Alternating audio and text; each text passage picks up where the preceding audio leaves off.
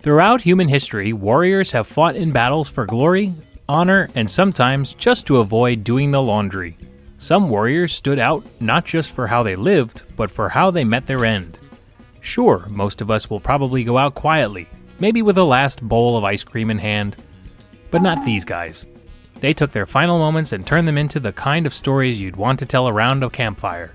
Or, at a Viking party. Here are 6 of the most epic warrior deaths in human history. Buckle up. Leonidas. Let's start with one of the biggest legends out there, King Leonidas of Sparta. You might know him from the movie 300, where he spends most of the time flexing his abs and shouting dramatic lines.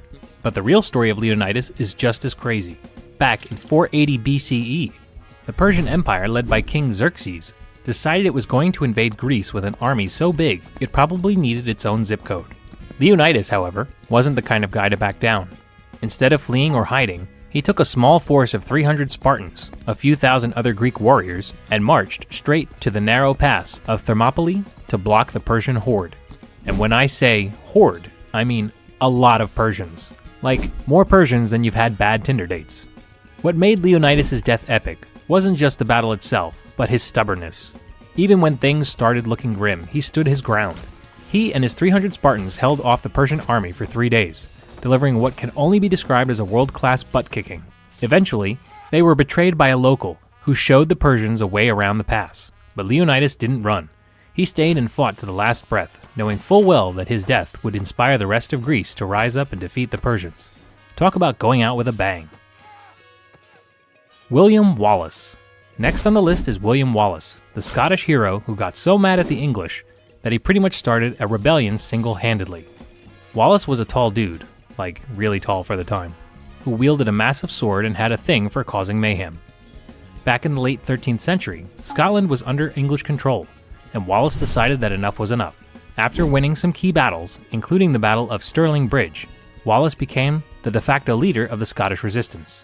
And then things went south.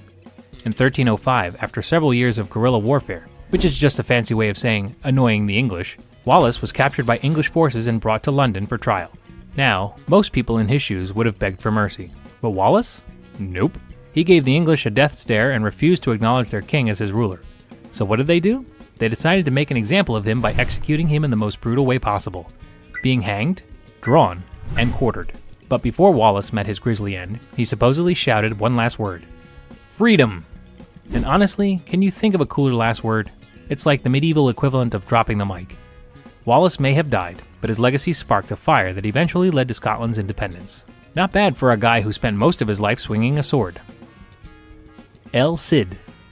Rodrigo Diaz de Vivar, better known as El Cid, was a legendary Spanish knight and military leader. If you don't know him, think of a medieval version of Chuck Norris, but with more armor and a fancier mustache.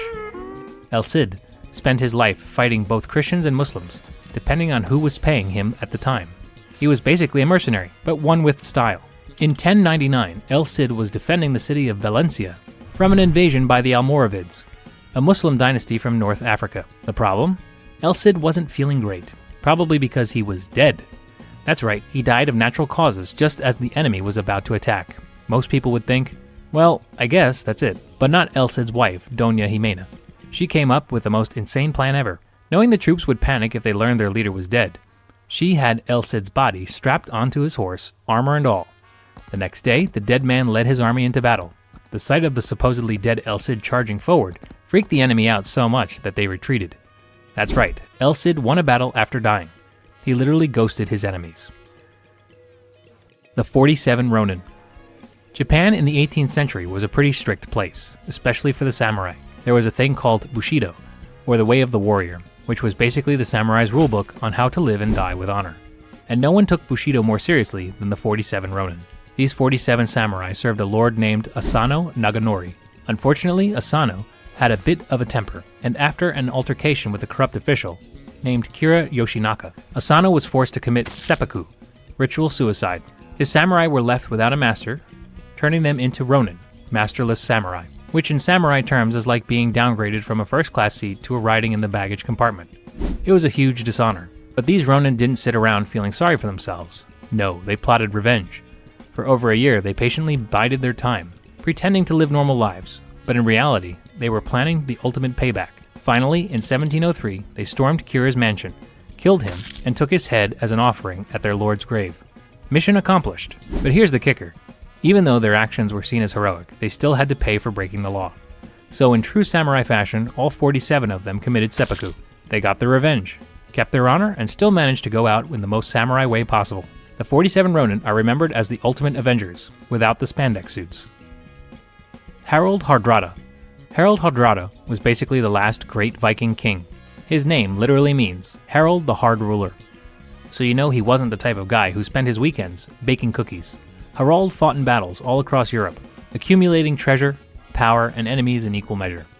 He even tried to become the King of England, because hey, why not? In 1066, Harald sailed to England with a massive fleet of Viking warriors, hoping to claim the throne. And things started off pretty well. He even won a battle at Stamford Bridge. The problem was that England's new king, Harold Godwinson, wasn't too keen on sharing, so he marched his army to meet Harald in one of the most epic showdowns in Viking history. Harald, being a proper Viking, refused to go down without a fight. Even when the odds were stacked against him, he charged into battle, probably screaming something like, "For Odin." He was hit in the throat by an arrow and died on the battlefield. But in true Viking fashion, Harald's death was more like the final act of an epic saga than a tragedy. He died as he lived, with an axe in hand, surrounded by chaos and bloodshed. And while he didn't get to rule England, he left a legacy as one of the last great Viking warriors. Pyrrhus of Epirus. Now, most epic deaths involve swords, spears, or maybe even arrows. But Pyrrhus of Epirus, a great king and general, had the misfortune of meeting his end thanks to a roofing tile. Let's back up a bit. Pyrrhus was one of those guys who just couldn't stay out of a good fight. After inheriting the throne of Epirus, he went around fighting everyone he could. Romans, Macedonians, Carthaginians. In fact, his name is where we get the term Pyrrhic victory, which means you won. But the cost was so high you kind of wish you hadn't. That's how Pyrrhus fought, winning battles but losing so many men that it didn't really feel like a win. Anyway, in 272 BCE, Pyrrhus found himself fighting in the city of Argos, because apparently he didn't know when to take a vacation. During a chaotic street battle, Pyrrhus charged down a narrow alleyway, when suddenly, an old lady appeared on a roof. Now, this wasn't just any old lady. She was angry, and when old ladies get angry, you better watch out. She picked up a loose roofing tile and hurled it at Pyrrhus, hitting him square in the head. The great warrior who had spent his entire life fighting like a lion was taken out by a roofing tile, thrown by a grandma. Talk about an anticlimactic ending. Still, Pyrrhus' death goes down in history as one of the weirdest ways for a warrior to meet his doom. I mean, who would have thought a king would lose a battle to someone's roof? Conclusion.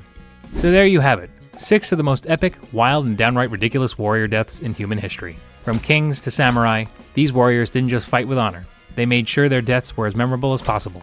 Whether it was charging into battle while already dead, yelling about freedom at the top of their lungs, or getting killed by a roof tile, these guys knew how to go out in style. And while most of us probably won't have such dramatic exits, at least we can take comfort in the fact that none of us will be strapped to a horse and sent into battle after we're dead. At least, we hope not.